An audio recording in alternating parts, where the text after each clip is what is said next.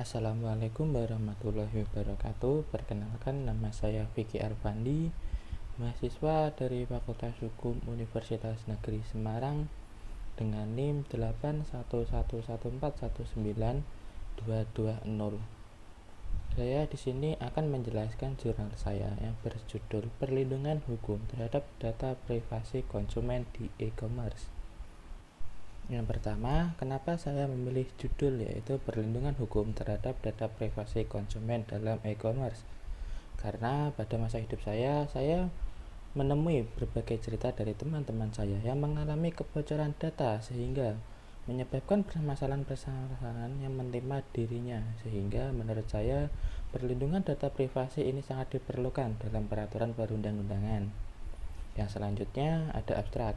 Teknologi sangat berperan penting dalam sektor ekonomi, salah satunya merupakan di bidang perdagangan, karena di bidang perdagangan sangat mempengaruhi ekonomi dalam suatu negara.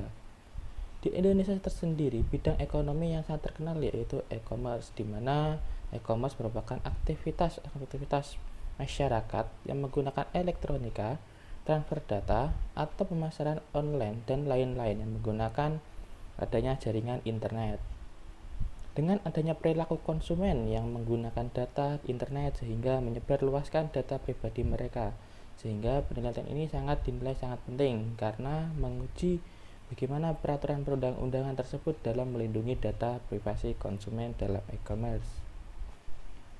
Selanjutnya ada metode penelitian, di mana penelitian ini merupakan jenis penelitian kualitatif yang menggunakan pendekatan yuridis normatif, di mana penelitian hukum kepustakaan yang dilakukan dengan cara meneliti bahan-bahan pustaka atau data sekunder belaka, di mana fokus penelitian merupakan masalah yang bersumber dari pengalaman peneliti sendiri, sedangkan metode pengumpulan data menggunakan metode observasi dan dokumentasi.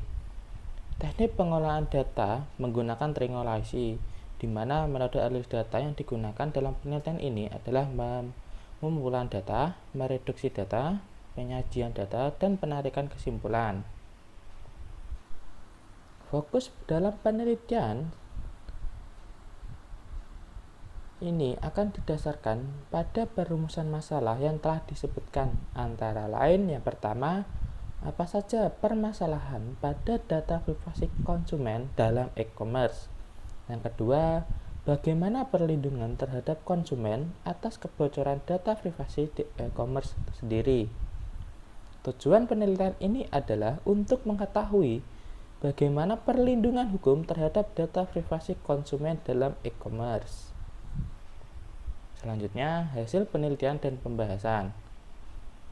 Salah satu faktor yang memulai perubahan dalam suatu masyarakat adalah perkembangan menggunakan teknologi tersebut, sehingga Indonesia sendiri mengatur mengenai aturan tentang perkembangan teknologi. Salah satunya adalah Undang-Undang Republik Indonesia Nomor 19 Tahun 2016 tentang perubahan atas Undang-Undang Nomor 11 Tahun 2008 tentang informasi dan transaksi elektronik, atau yang kita kenal dengan UU ITE.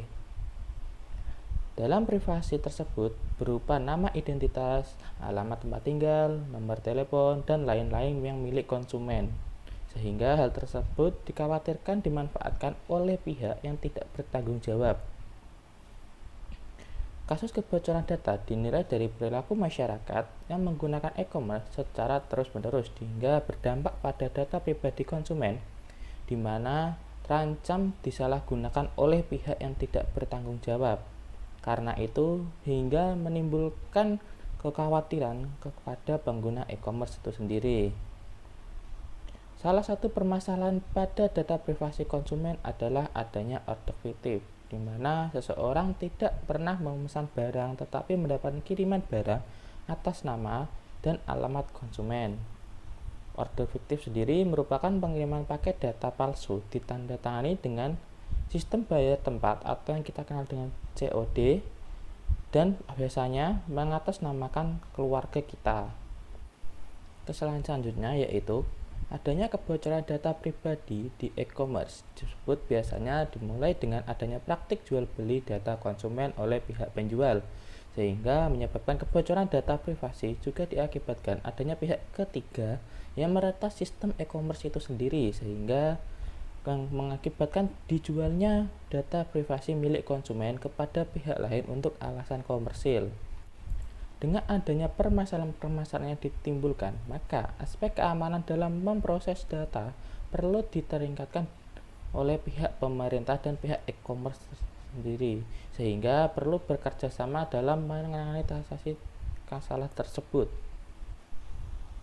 Di Indonesia sendiri, pemerintah membuat peraturan yang mengatur mengenai data privasi, antara lain Undang-Undang Republik Indonesia Nomor 11 Tahun 2008 tentang Informasi dan Transaksi Elektronik atau yang kita kenal dengan UU ITE, di mana UU ITE mendapatkan perubahan, yaitu Undang-Undang Republik Indonesia Nomor 19 Tahun 2016 tentang Informasi dan Transaksi Elektronik. Meskipun sudah ada yang mengatur mengenai berbagai permasalahan data privasi konsumen, tetapi faktanya masih banyak permasalahan-permasalahan yang muncul sehingga menyebabkan data privasi milik konsumen terancam. Oleh karena itu, menurut saya, dengan adanya kasus kebocoran dan data privasi di e-commerce, pemerintah perlu segera untuk mengesahkan Undang-Undang Perlindungan Data Pribadi, di mana pada pasal 1 ayat 1 RUU PDB atau Rancangan Undang-Undang Perlindungan Data Pribadi menjelaskan mengenai data pribadi, bahwa data pribadi merupakan setiap data tentang seseorang yang teridentifikasi secara tersendiri atau dikombinasi dengan informasi lainnya, baik secara langsung maupun tidak langsung melalui sistem elektronik dan atau non-elektronik. Pada pasal 13 RUU PDB sendiri menjelaskan bahwa pemilik data pribadi berhak menuntut dan menerima ganti rugi atas pelanggaran data pribadi miliknya sesuai dengan ketentuan.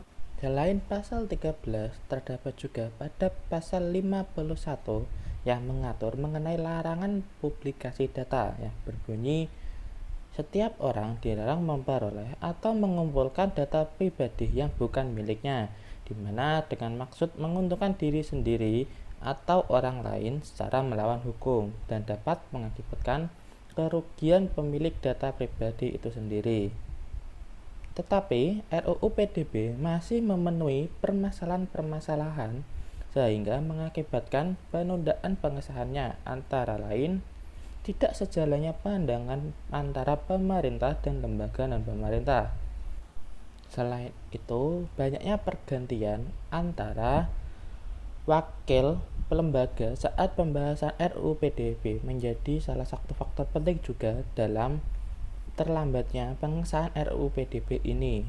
Sehingga menurut saya RUU PDB menjadi aturan yang penting dalam menjaga data privasi konsumen, sehingga perlu adanya pengesahan secara cepat. Dengan demikian, dibutuhkan kerjasama antara pemerintah dan lembaga pemerintahan lainnya untuk memberikan payung hukum untuk mengatasi dan menanggulangi kebocoran data privasi yang dimiliki oleh pihak konsumen dalam menggunakan e-commerce itu sendiri.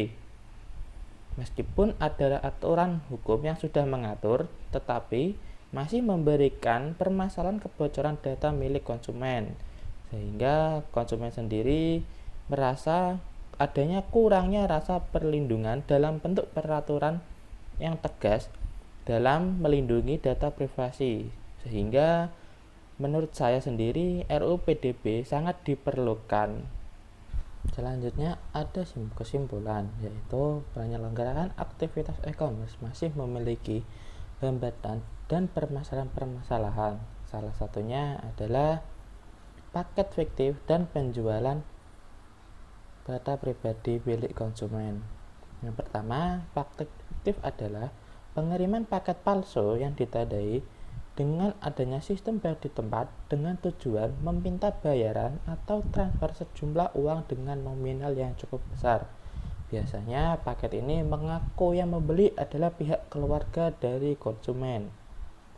Selanjutnya, ada kebocoran data pribadi atau penjual belian data pribadi milik konsumen, di mana kebocoran data privasi sering dijual dalam media sosial, di mana pihak ketiga mengaku setelah meretas sistem e-commerce dan menempatkan data privasi milik konsumen dari e-commerce tersebut.